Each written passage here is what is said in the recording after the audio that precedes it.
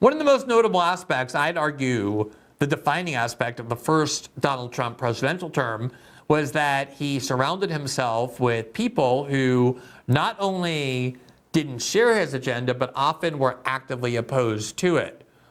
And while Trump constructed his team for the second term, I often pointed out that I had been told many times, I had come to also believe that a lot of people close to Donald Trump were well aware that that was one of the major failings of the first Trump term, and they were determined not to allow that to happen again. And as Trump selected people who have long been advocates of the DC bipartisan foreign policy consensus in Washington about war and militarism, people like Marco Rubio as Secretary of State and Mike Waltz as National Security Advisor, and Elise Stefanik at the UN, who's a clone of Nikki Haley and Liz Cheney.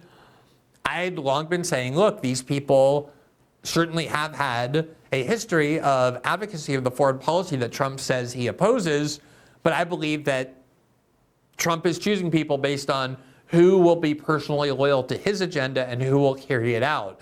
And one of the areas where this was most glaring was on Ukraine, where Trump had repeatedly said during the campaign, and for years in fact, that he thought that the Biden administration's policy of financing the war in Ukraine was a mistake and that he intended to end the war.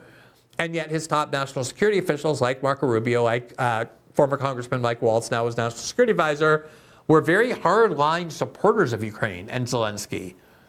And how that tension would be reconciled was one of the open questions of the second Trump administration.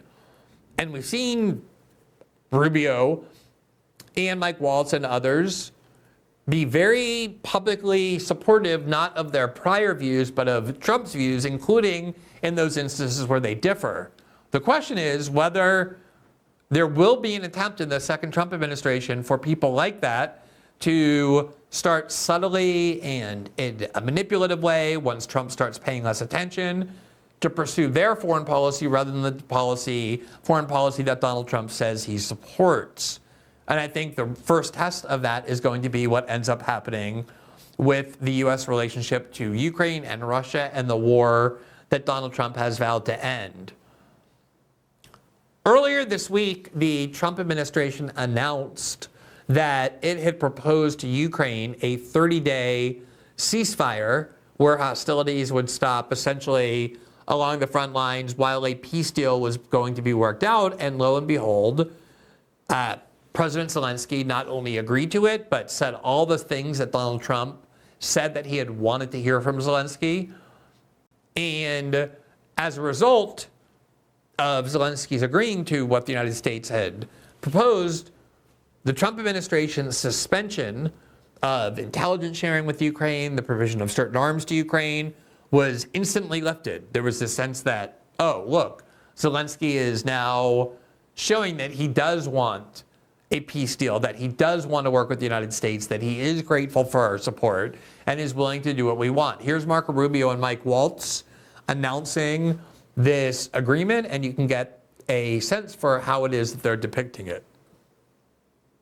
Today we made an offer that the Ukrainians have accepted, which is to enter into a ceasefire and into immediate negotiations to end this conflict in a way that's enduring and sustainable and accounts for their interests, their security, their ability to prosper as a nation.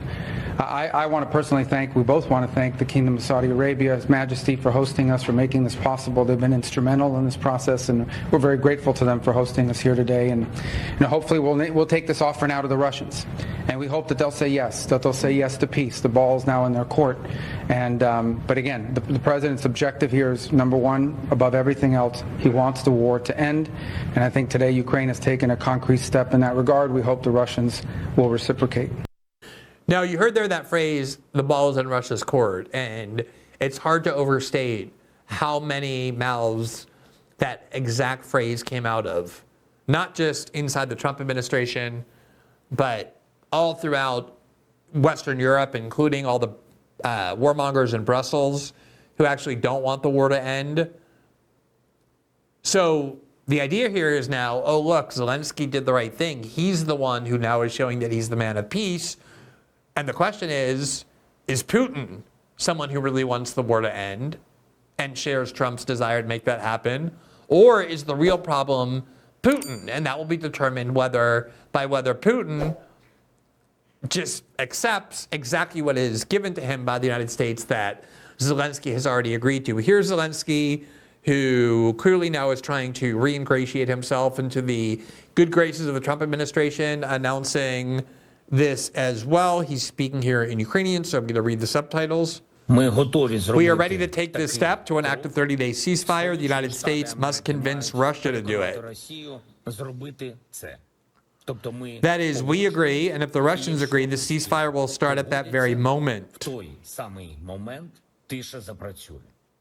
So you see the framework that's being created here, which is when Zelensky was in the Oval Office for that notoriously confrontational debate or disagreement with Trump and J.D. Vance and others, one of the criticisms that Trump made of Zelensky during that confrontation, but also before and after, was it seemed like he had no interest in negotiating a peace deal. So this is Zelensky, with the help of Marco Rubio, saying, oh, look, actually, no, Zelensky does want a peace deal. In fact, he agreed to the 30-day ceasefire that we offered him, and now the only real question is Russia and Vladimir Putin also really actually genuinely interested in the way Zelensky just proved that he was in a peace deal, and that will be determined by only one thing, and by one thing and one thing only, and that is whether Russia simply accepts the terms of this deal. Here's a statement issued by the Office of the President of Ukraine, which is a joint statement of the Ukrainian American delegations following their meeting in Saudi Arabia. Quote, Ukraine expressed readiness to accept the U.S. proposal to enact an immediate interim 30-day ceasefire, which can be extended by mutual agreement of the parties and which is subject to acceptance and concurrent implementation by the Russian Federation. The United States will immediately lift the pause on intelligence sharing and resume security assistance to Ukraine. Lastly, both countries' presidents agreed to conclude as soon as possible a comprehensive agreement for Ukraine's critical mineral resources to expand Ukraine's economy and guarantee Ukraine's long-term prosperity and security. So in other words, it's not just that they created a framework where even the Europeans are saying, does Putin want an end to this war? And this, as they keep saying, the ball is now in his court. But also it resulted in the resumption of what is called U.S. security assistance to Ukraine and intelligence sharing, meaning all the military and other forms of support that the United States had been giving to Ukraine under the Biden administration that Trump suspended for a very short period of time, but that now has been reinstated. In addition to all of that, here from the New York Post on Monday, you see the headline, Zelensky apologized to Trump in a letter last week over the Oval Office blow-up, Special Envoy Witkoff claims. So clearly you see here that there's an attempt by the Ukrainians and apparently by certain officials inside the Trump administration, including the ones who have previously been very vocal and vehement supporters of Ukraine and the war in Ukraine, to create a framework where Zelensky is now basically someone who is showing that he's grateful to the United States and grateful to President Trump and willing to do what Trump wants to end the war, and isolating Putin and forcing him to either accept what has been presented to him or be declared the actual real problem. Hoping that then Trump will view Putin as the problem, will side with Ukraine, and continue to provide support for Ukraine in a way that a lot of the people in his administration clearly hope will happen. Now, let me just say, I don't want to be too absolute about any of this, because it is the case that if Donald Trump wants to end the war in Ukraine, and I believe he does, I think that is something that he will pride himself on. He will consider it an important accomplishment. I hope he's able to succeed in that. I hope that the war in Ukraine ends. I do think Trump will deserve a lot of credit if he facilitates an end to this war, as he promised during the campaign he would. If you're going to do that, you do have to put pressure on Putin as well, and can't just put pressure on Zelensky, because it's not clear that Putin will make any sort of concessions that you might need him to make in order to reach a diplomatic agreement to the war.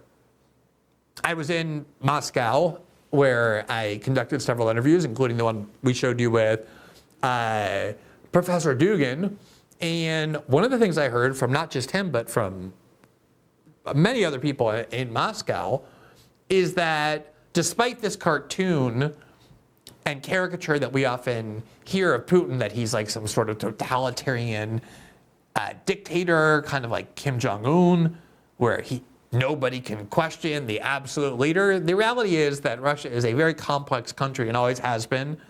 There are competing factions. I'm not denying that Russia is authoritarian, not in any way suggesting there's open free speech and free debate, but there is a lot of opinion and a lot of influential factions who have a very strong view on the war in Ukraine and how it should or should not end. And Russians have been asked to make a great deal of sacrifice for this war. They have been isolated from the world. They have suffered tens of thousands, probably hundreds of thousands of deaths. There have been huge numbers of young Russian men sent to a very difficult war, and this war has now gone on for 3 years. The Russians had to endure a lot in terms of sanctions and all sorts of other attempts to undermine and sabotage their economy, and they believe they're winning. And the front line is moving not toward Russia, westward, where Russian troops are being expelled, but slowly moving eastward, so that Russia now occupies something like 23 or 24% of Ukrainian soil, including Crimea, which they annexed in 2014.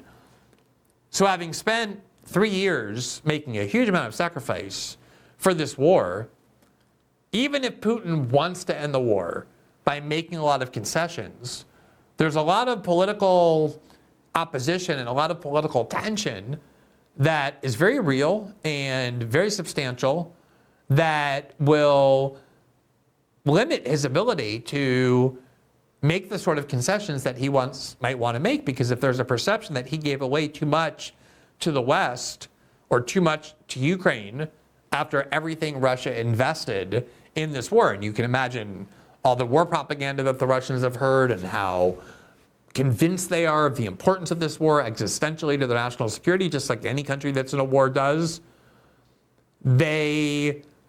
those currents are going to be important. And there are things Putin has to overcome. And so if you're Donald Trump and the Trump administration, you do need to find ways to pressure Putin and pressure the Russian government in order to make some concessions, because they don't really necessarily have an inherent or obvious incentive to do so. So I'm not suggesting this is all a ploy just to put Trump back on Zelensky's side and continue the war and continue U.S. support for it. I think that's a possibility. I do recognize last week and the week before, the Trump administration was pressuring Zelensky, was beating up Zelensky, and maybe they think now there's a need to isolate Putin and kind of gain some sentiment that the United States is blaming Russia and blaming Putin and might continue to arm the Ukrainians in order to put more pressure on Putin to come to the negotiating table, which is a perfectly valid way of trying to end a war. That's something that the Trump administration would almost have to do if it's going to succeed in ending the war. I just think people need to be very careful here, especially given the things that are being said about the possibility that what this really is about is trying to depict Zelensky as carrying out Trump's will and Putin as the one who's resisting it in order to get Trump back on Ukraine's side and willing to fund the war, as if none of all of this had actually happened. CB Distillery is a sponsor of our show for quite some time now, and I'm very happy about that. It is a company whose products, CBD, I genuinely use and really benefit from, and their VIP sale is now on for a few days only. You can save up to 50% on everything with the promo code RUMBLE. If better sleep or less stress or pain relief after exercise sounds good to you, you need to hear about CBD from CBD Distillery. For those who don't know, CBD is a plant-based solution. It uses the same kind of plant on which marijuana is based, but it does not have any psychoactive ingredients, the sort of things that make you high with THC. It's purely organic.